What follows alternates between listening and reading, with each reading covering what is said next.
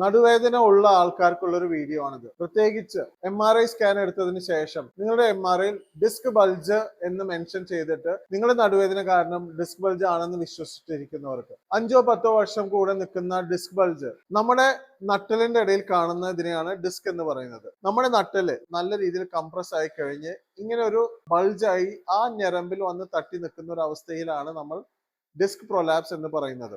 അപ്പോ ഈ disc bulge ചെയ്ത് നിങ്ങളുടെ ഞരമ്പിൽ തട്ടി നിൽക്കുന്നുണ്ടെങ്കിൽ ആ ഞരമ്പിന് എന്തെങ്കിലും ക്ഷതം പറ്റിയാൽ ഒരു 2-3 മാസം അല്ലെങ്കിൽ പ്രോഗ്രസീവ് ആയിട്ട് ആ ഞരമ്പ് സപ്ലൈ ചെയ്യുന്ന മസിൽ എന്തെങ്കിലും തരം ശോഷിക്കാനോ അല്ലെങ്കിൽ വീക്ക്നെസ് വരാനോ ബലക്ഷയം വരാനുള്ള സാധ്യതയുണ്ട്. അത് വന്നിട്ടില്ല എങ്കിൽ ഓരോ കാര്യങ്ങൾ ചെയ്യുമ്പോഴാണ് നിങ്ങളുടെ വേദന. ഒരു എക്സാമ്പിൾ, കുമ്പിട്ട് എണീക്കുമ്പോൾ ഇരുന്ന് എണീക്കുമ്പോൾ ഒരു പിടുത്തം, രാവിലെ എണീക്കുമ്പോൾ ഒരു പിടുത്തം, അങ്ങനെ നമുക്ക് സ്റ്റിഫ്നെസ് തോന്നാം.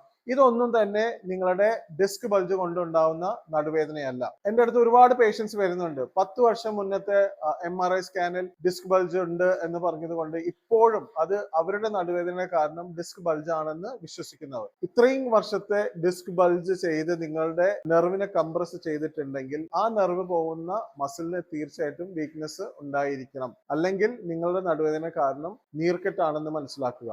MRI സ്കാനിനോടൊപ്പം തന്നെ ക്ലിനിക്കൽ എക്സാമിനേഷൻ ചെയ്ത് നിങ്ങളുടെ നടുവേദന ആ നെർവ് കംപ്രഷൻ മൂലമാണോ അതോ വേറെ എന്തെങ്കിലും മസിൽ സ്റ്റിഫ്നെസ് കൊണ്ടാണോ എന്ന് ഉറപ്പുവരുത്തേണ്ട ചുമതല നിങ്ങളുടെ ഡോക്ടറിനുണ്ട്. ആ ക്ലിനിക്കൽ എക്സാമിനേഷൻ ചെയ്തിട്ടില്ലെങ്കിൽ നിങ്ങളുടെ ഡയഗ്നോസിസും തെറ്റാണ്. അതുപോലെ നിങ്ങൾക്ക് കൃത്യമായിട്ടൊരു ട്രീറ്റ്മെന്റ് കിട്ടാത്തതിനുള്ള സാധ്യതയും വളരെ അധികമാണ്. അതുകൊണ്ട് 5-10 വർഷമൊക്കെ നടുവേദന അനുഭവിക്കുന്ന ആൾക്കാർ മനസ്സിലാക്കുക, നിങ്ങളുടെ നടുവേദനയുടെ കാരണം അല്ലെങ്കിൽ നിങ്ങൾ അനുഭവിക്കുന്ന നടുവേദന മാറാത്തതിനുള്ള കാരണം അതിന് കൃത്യമായിട്ടുള്ള ഡയഗ്നോസിസും കൃത്യമായിട്ടുള്ള ഒരു ട്രീറ്റ്മെന്റും ലഭിക്കാത്തത് കൊണ്ടാണെന്ന് മനസ്സിലാക്കുക. ഇത്തരം ഫിസിക്കൽ എക്സാമിനേഷൻ ചെയ്തിട്ടാണോ നിങ്ങളുടെ രോഗനിർണയം നടത്തിയത്? താഴെ കമന്റ് ചെയ്യൂ. കൃത്യമായിട്ടുള്ള ഡയഗ്നോസിസ് ലഭിക്കാൻ ഈ നമ്പർ ഒന്ന് കോൺടാക്ട് ചെയ്ത് നിങ്ങൾക്ക് ഒരു കൺസൾട്ടേഷൻ ബുക്ക് ചെയ്യാവുന്നതാണ്. നടുവേദനയുമായി ബുദ്ധിമുട്ടുന്ന എല്ലാവർക്കും ഈ വീഡിയോ ഒന്ന് ഫോർവേഡ് ചെയ്യൂ. അതുപോലെ നടുവേദനയെ സംബന്ധമായിട്ടുള്ള കൃത്യമായിട്ടുള്ള അറിവുകൾക്ക് ഈ അക്കൗണ്ട് എന്തായാലും ഫോളോ ചെയ്തോളൂ.